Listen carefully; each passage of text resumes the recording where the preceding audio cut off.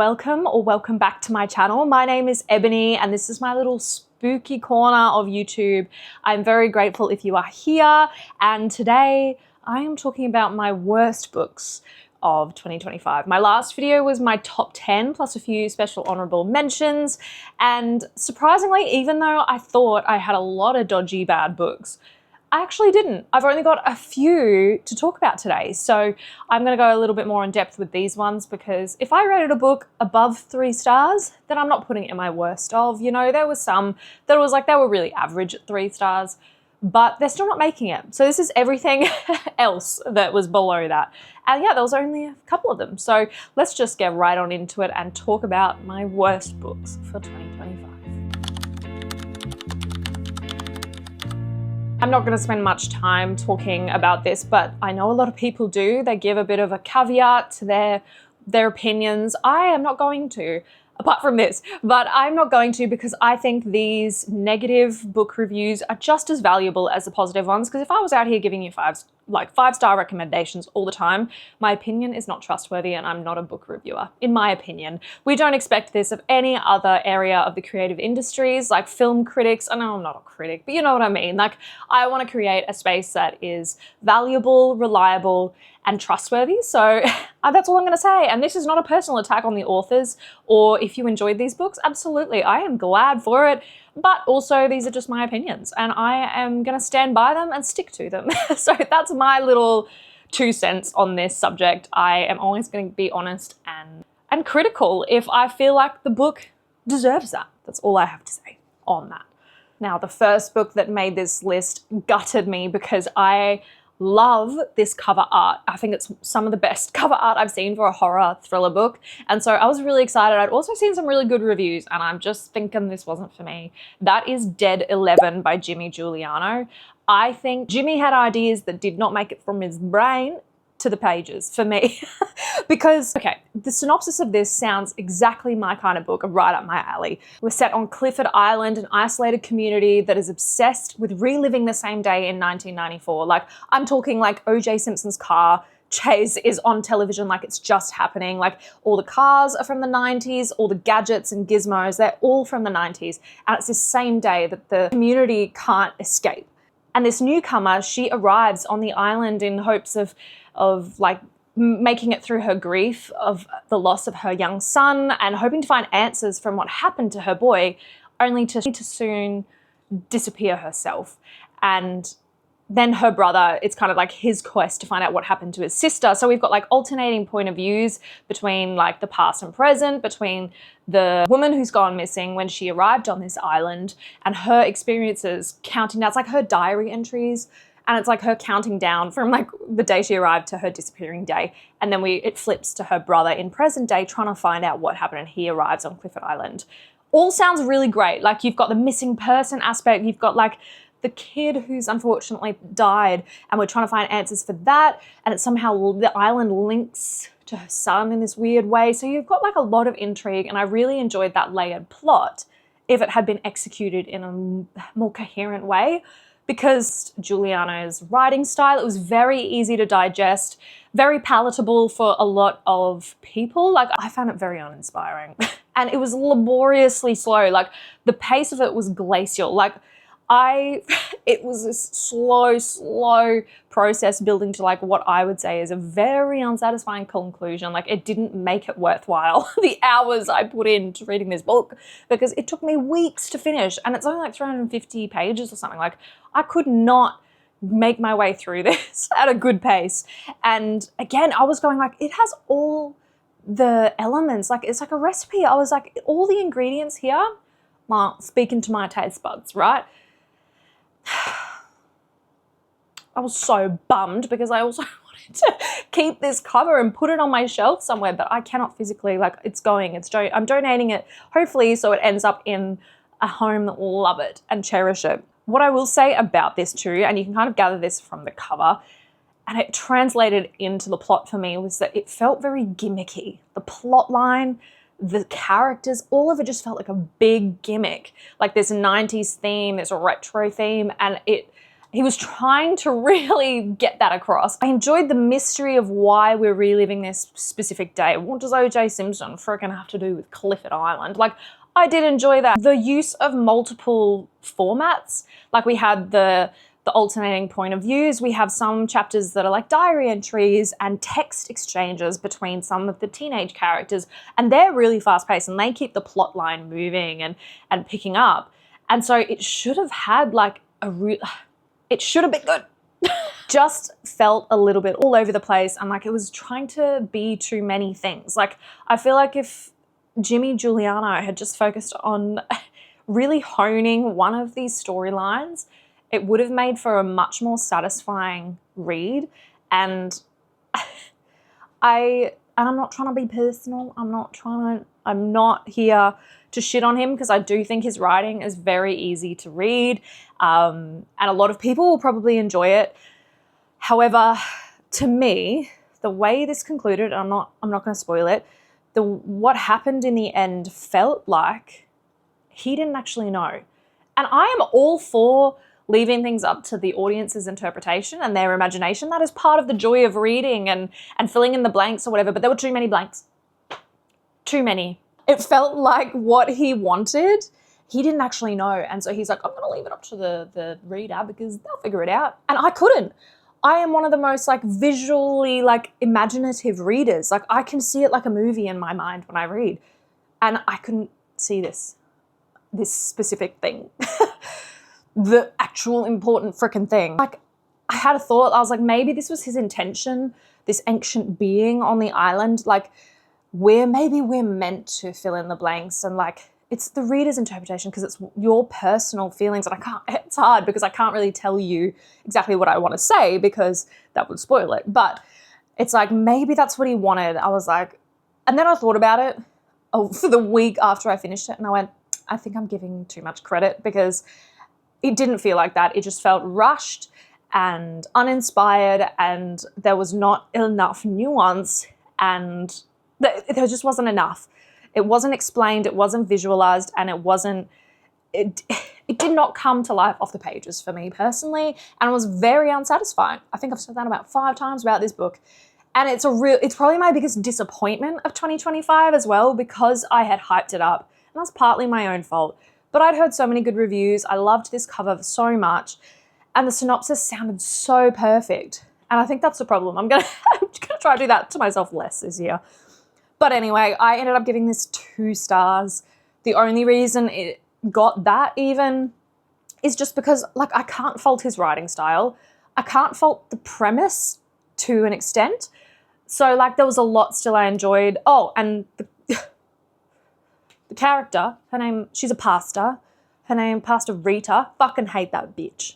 And I'm like, I get it, you probably meant to, but she did not receive her comeuppance in the end. And she should have. Like, as the reader, we expect and we deserve certain things, and this character did not get what she deserved. So moving on, 2 stars for Dead 11. Okay, my next worst read of 2025 was not a disappointment, because like, I wasn't really gonna read it, but I do know it was doing the rounds on Book Talk, on Bookstagram, here on YouTube. Like, everyone was ready to read this because of who the author is, and that is Beautiful Ugly by Alice Feeney. Another one I'm giving away because I don't want it in my house. I don't want it near me, and I don't want it near my family. I don't want it here. Okay. I haven't read any of you books before, and I won't be reading any more. Another one that had all the markings of like my kind of book. It was picked for a little reading retreat I had with some of my girlfriends. We went away for a weekend, and this was one of the books we picked that we could then read as a group. And I shit you not, it took me 7 hours of one of the day to read 100 pages. I'm like, it's a 250 to 300 page book, like thriller. It shouldn't take that long. It was so slow. The pacing was terrible throughout. It did pick up from the 100 page mark, but don't worry, it dropped again. Like, it was torture. No, it wasn't that bad. But it was a task. It was definitely like, I have to finish this. And I really wanted to, and I was trying to be positive. I wasn't trying to be like a negative Nelly with my friends, but didn't love it, and it's put me off reading Alice Feeney. I'm not going to go into the plot too much about this book because it's everywhere, but for anyone who doesn't know this book, it's basically this guy, he's an author, and his wife has gone missing, and his agent sends him off to Scotland somewhere in this remote island area, and is like, here, go write, get away from your grief and process what's happened to you in a safe environment and write again like you need to be an artist, blah, blah, blah, that kind of thing. But he starts thinking he's seeing his wife, and there's this little town and an island he's ended up on, and it's got some odd characters, and things are getting a little bit spooky dooky for him.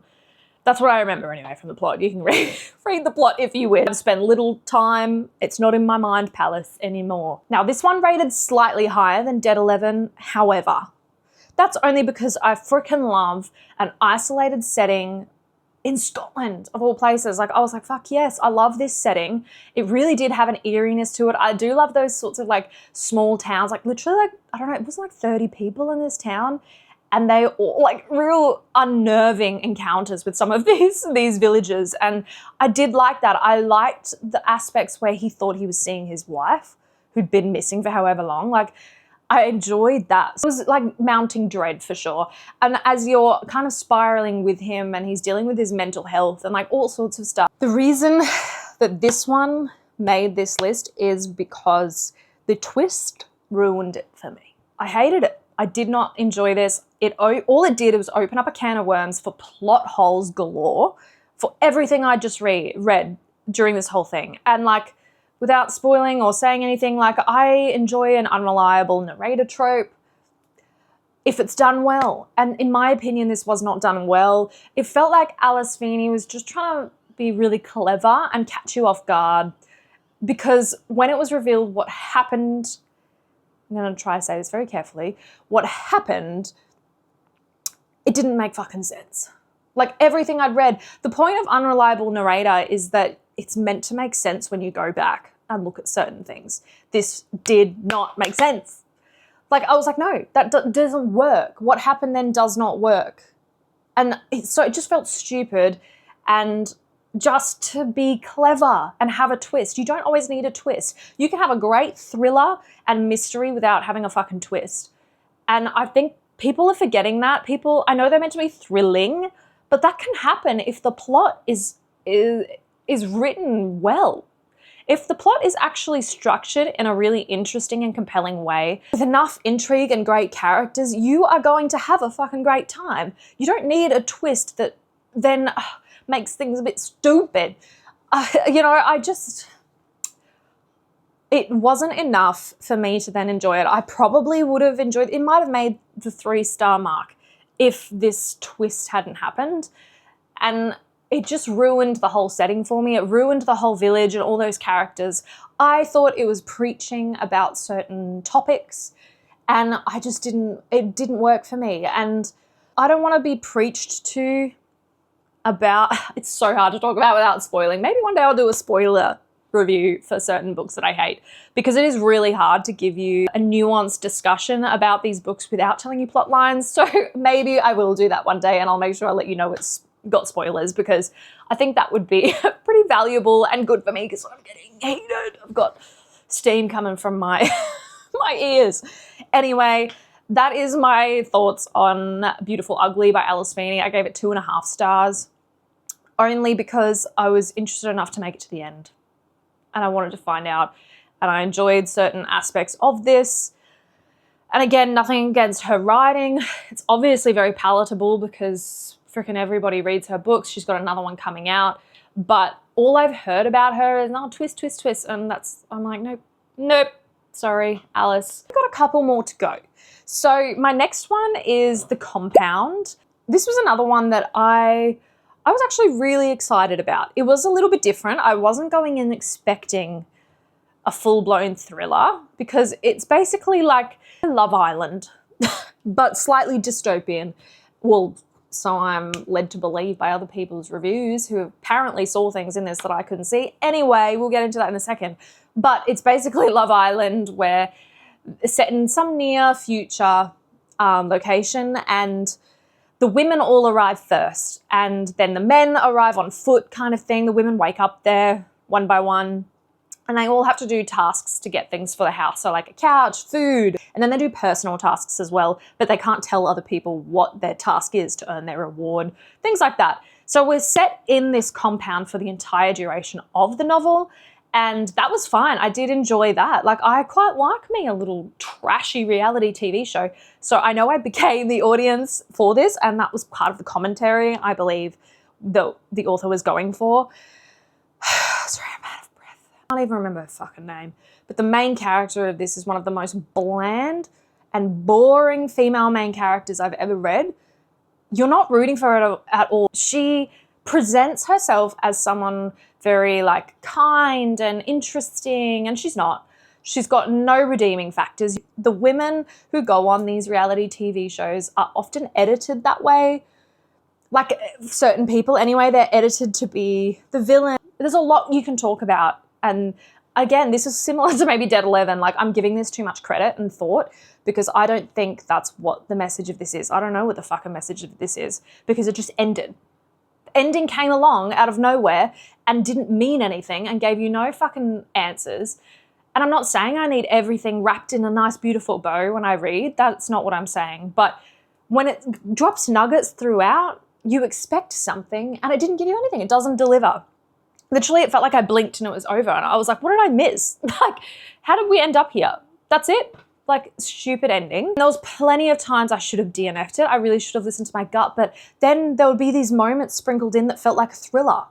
And I was like, yes, we're getting somewhere. Like, we're getting a little bit of violence, or we're getting like that real tension building between the housemates as it dwindles and we're getting fewer and fewer of them. When we get to that top 3 or 4, like, it's really tense. And like, you're like, will they do anything to do it? And the stakes get higher and the rewards get bigger. And the personal rewards get bigger as well. So, and the audience on the outside, we never really hear about like the production company. We never hear about the world outside. We get little snippets and glimpses into what could be going on. Like, that's why I said dystopian, is because talk about like a war. They're talking about the heat of the world, near future world, you know, set in this. And it's obviously escapism for certain like audiences. It's got a lot to say about capitalism and also like the vanity that people have and what they will do to either become famous or just get lavish, beautiful things. And I think that's our main character. And I don't connect with a character like that. I'm not rooting for a character who just wants to win and be famous. Like, I don't care. I don't give a shit. I'll turn off TV shows that are like that. I thought this was going to have a lot more depth and layers to it than it ended up having. Like I said, the only bits that I actually enjoyed were the bits that felt thrilling and had a bit of that. You're like, oh my God, okay, maybe someone's going to offer. Can someone do that, please? Or when we got glimpses of the outside world and little hints and suggestions of what world we're living in, that to me we should have had a little bit more. I'm not saying we needed all the answers, but something, there was so much potential. And I don't know, there were also times, writing-wise, that there were words used during the internal monologue of our female main character. It would be a very unusual word that this sort of dumb fuck wouldn't use. But then, like half a page later, it'll be used in conversation by another character. I don't know how to explain it, but it was like, it wasn't part of dialogue. It was her, and it would be a very obscure word to be, when it's like, you obviously looked this up on a thesaurus to find another way to say this. But then you're using that as internal monologue, and then 5 seconds later, you're putting it in the mouth of one of the other characters who, again, would never use this word. And it would be done like that 5 times. Like, I really don't know how to explain it other than that. Like, I found it quite sloppy. It wasn't, so maybe that came down to an editing fault, because I didn't find that, it was so easy for me to pick up that an editor should have done that. So I don't know if this just was lazily done and didn't have much thought put into it, or that they thought the setting of the Love Island thing, like their whole tagline on the book is like, Love Island meets Lord of the Flies. I don't know if they thought like, this is good enough, and like, you know, the people that will read this book aren't clever enough. Like, I kind of felt insulted with some of the writing. It didn't make sense for the characters. It's like, if you're going to create this fucking idiot character who's bland and boring, she's not going to use words like you've chosen. And it's also then not a coincidence that the next woman who opens her mouth uses that same word. I don't know why this irks me so much, but I hope that makes sense to at least one person. The ending, not worth the journey. Not worth the trudging uphill that I had to do to get to that finale. Like it did nothing for me, and it did nothing for the world she was trying to build, and it's enough for me to write off this author as well. Because like I said, I've heard a lot of people who read thrillers and horrors rave about this book and see something that I don't. I'm not saying it's a thriller or horror, I understand that. I'm open to other genres. Not worth it. Again, you might hear that and actually say, actually, that sounds like my kind of book, I'm going to read it. So all power to you if you love this book. And I'm really sorry, I might have missed something. It could have been that this author's writing style really did not resonate with me at all. Like maybe I personally just found it lazy and it lacked a final edit, in my opinion. Verbiage that just did not make sense within the context of these characters and stories. So that I gave 2 stars very generously. I feel maybe 1.5 to The Compound. It's on the cusp, unfortunately. Now, before we talk about my worst book of the year, I did just want to say thank you so much again. If you're here watching, I really appreciate you, and I hope this hasn't put you off. I know I've been pretty negative. However, like I said at the start, I think these negative reviews are very important and valuable to the community, and you might find something you really love. Like you might hear me rant and rave and go, actually, that stuff doesn't bother me. I'm going to give it a go. And I hope you do find a little hidden gem, or if you've got similar opinions, then please join me, subscribe for more. I would appreciate you sticking around for more spooky chats. That's all I have to say, but I just want to say thank you so much, especially if you've made it this far into this video. With only a few books, I didn't think I would be chatting for so long, but hey, I had a lot to get off my chest. Thank you again for coming on this journey with me through my worst books of 2025. And this next one tops the list of probably the worst book I've ever read. So I'm ready to talk about it so that I can move on and never think about this book ever again. So without further ado, that book is Behind Her Eyes by Sarah Pinborough. Another book I have heard lots of reviewers and booktubers who I respect and love rave about, give 5 stars to, and that is just proof that reading really is subjective, and like you might have loved this book. That does not mean we will not have things in common just because I didn't love it. And that's kind of the joy of it, is that I can have such a stark, contrasted view to some people who freaking love this book. I thought, I don't know how to say this delicately, I wanted to throw my Kindle into the pits of hell and put my face into the fire with it. Like I wanted to burn my retinas after reading this book. Is that putting it delicate? This book is following Louise, who unknowingly has a one-night stand with her new boss. She only discovers she's slept with the boss because a few days later she winds up at the office and he's there, and then she somehow becomes fucking friends with his wife Adele, and thus begins this tale of uncovering lies and secrets and betrayal and all this rubbish. And this genuinely put me off reading domestic psychological thrillers for months. It's very easy to read because the writing is simple and effective, I'll give her that. Like there's no color, there's no beauty in her writing.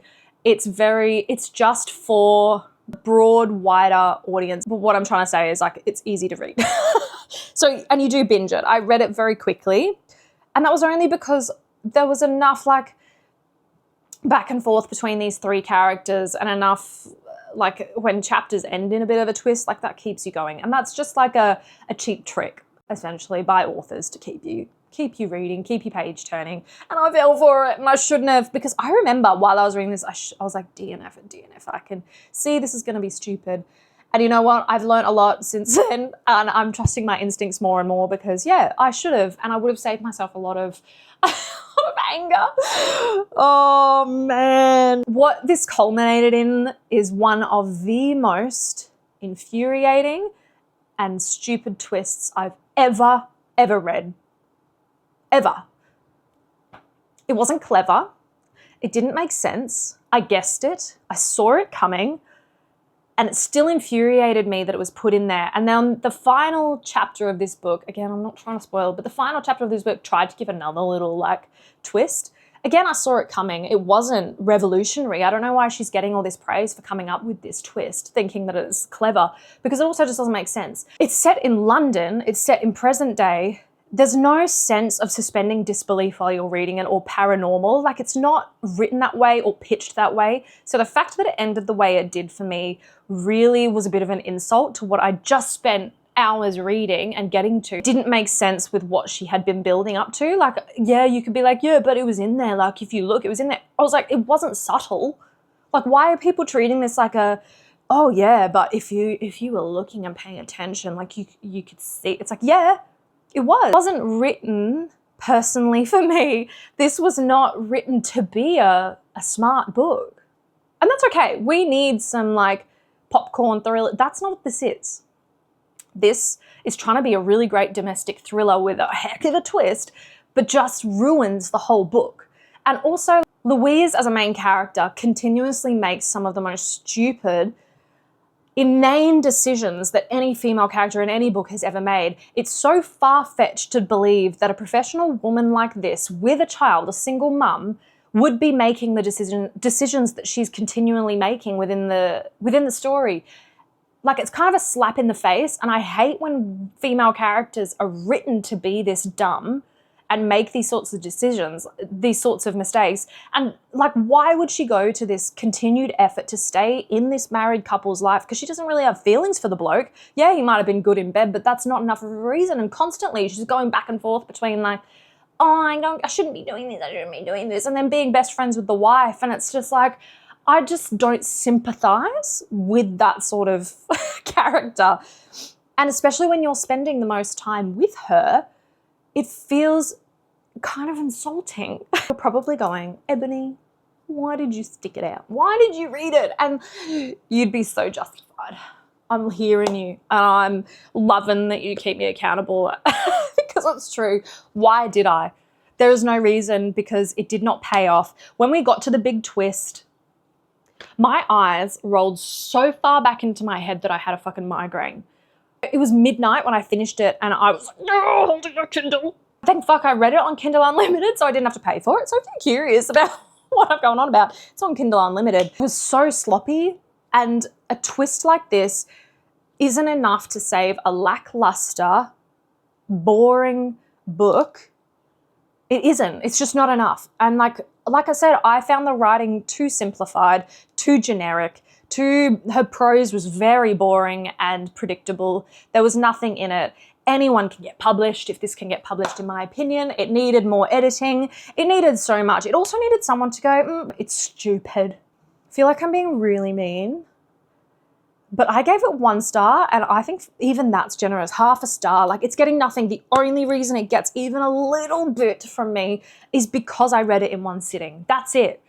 There is nothing else. There is no redeeming factor for me within this book.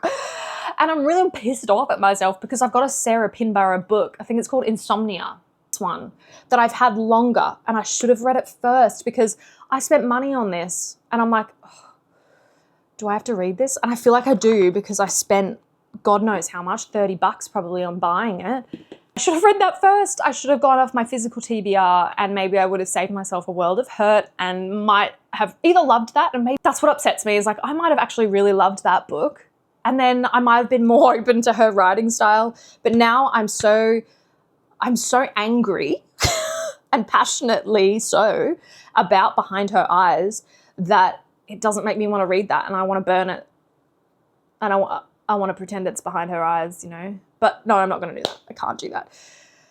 So yes, half a star / max 1 star for Behind Her Eyes, only because of all the reasons I just gave. Only because of all of it. Only because it is what it is. Only because it's shit. And I'm really sorry if you loved it. This doesn't put you off sticking around for my opinions. At least you know I'll be honest. I'm never going to bullshit you with my opinions and my reviews. Even if you think my opinion's stupid, that is so okay, and I respect you for that. I love these videos. I love seeing people's honest honest and unfiltered opinions on books, because we should be more of a, like, be cruel, roast the books, I say. That's what I'm doing. I'm giving these books a good roast session because, like, it's fun and it gets out a lot of feelings, but I'm actually happy. When I was preparing for this video, I couldn't believe there was only 4 books that rated this low. Everything else apart from these 4 books rated 3 stars or above. So I actually had a better average than I thought. So I'm pretty happy considering that out of over 50 books last year, that these were the only ones that rated this low. I hope for a better year this year. I'm hoping so. It started really well, so I'll be excited soon to tell you about what I've been reading in January. But yeah, I'm going to stop rambling. Here's my 2025 worst books. I hope you had a good time with me today, and thank you so much if you've made it all the way to the end. You are now one of my best friends. So. And I have got some more videos coming for you soon. I've got all sorts of stuff coming up, so can't wait to share, and I hope you'll stick around for more, and I will see you in the next video. Bye!